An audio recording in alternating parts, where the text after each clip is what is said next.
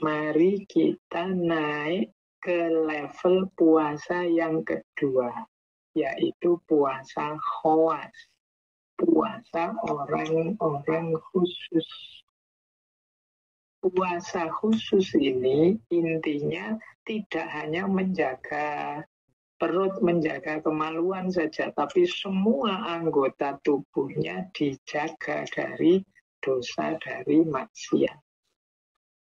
Jadi orang puasa di level khusus ini tidak hanya mewaspadai yang penting aku tidak makan dan minum dan tidak berhubungan seks biar puasa itu tidak batal, tapi juga tidak melihat yang dilarang, tidak mendengar yang dilarang, lidahnya juga tidak mengeluarkan sesuatu yang dilarang, tangan kakinya tidak melakukan sesuatu yang maksiat, dosa dan dilarang.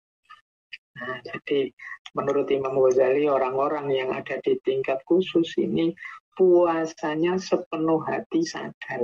Dan orang-orang ini nanti yang bisa menikmati puasa, mendapatkan banyak hikmah dari puasa.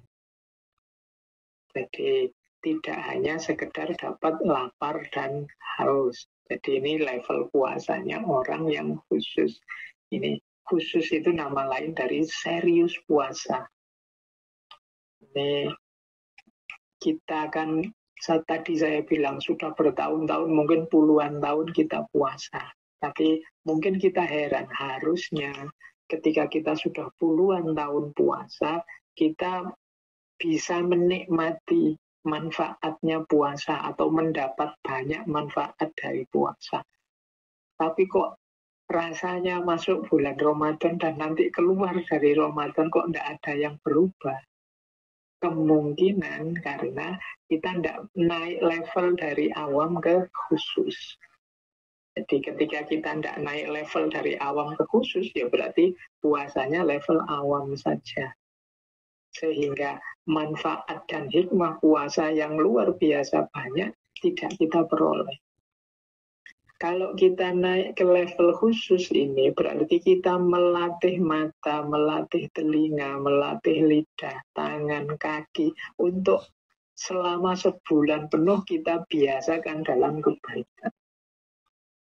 Harusnya kalau sebulan dilatih, keluar dari Ramadan, kita jadi manusia yang terlatih seluruh anggota tubuhnya.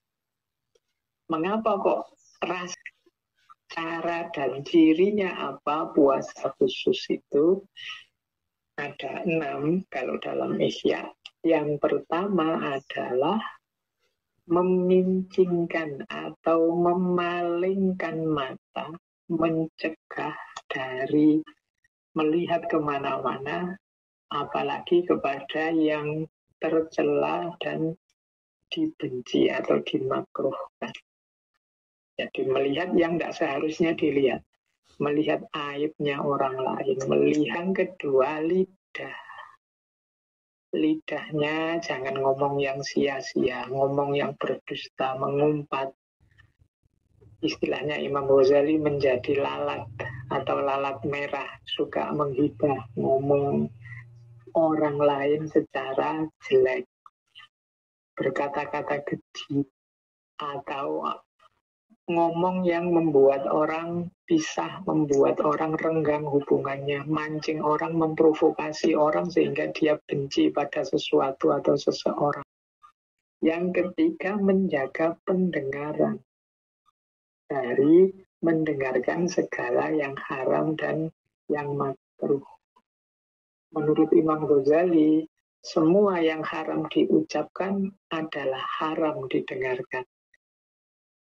Mungkin kita alasan, Pak, saya kan tidak pernah posting, Pak. Saya tidak pernah ngomong apa-apa. Saya cuma baca saja, saya mendengar saja orang maki-maki, orang berdusta, orang mengumpat.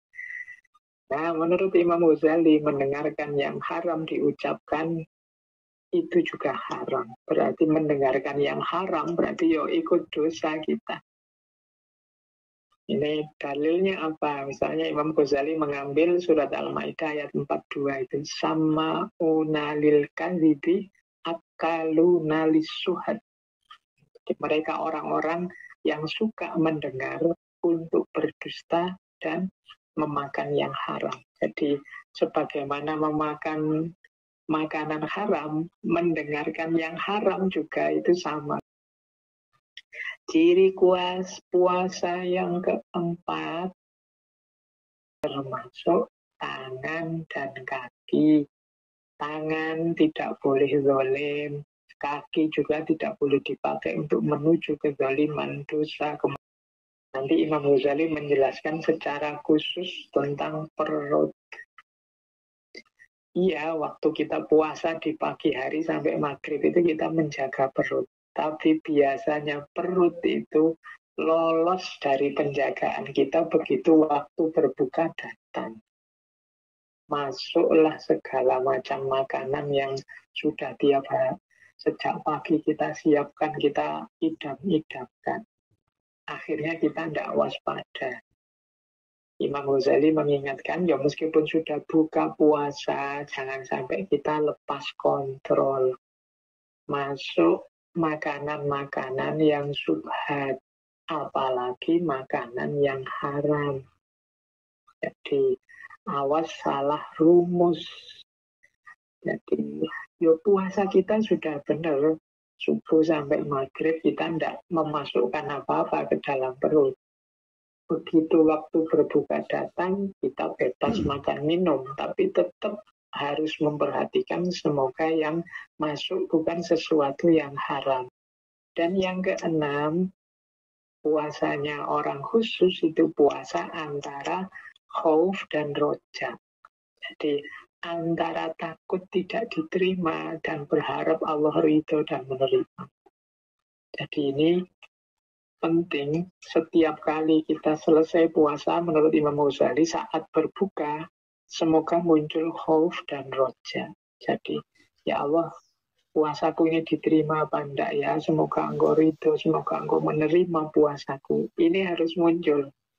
Karena kadang-kadang kita itu begitu menahan diri, datang waktu berbuka, yang lahir kan bukan khauf dan roja, tapi rasa bebas. Wah, bebas, sekarang bisa makan.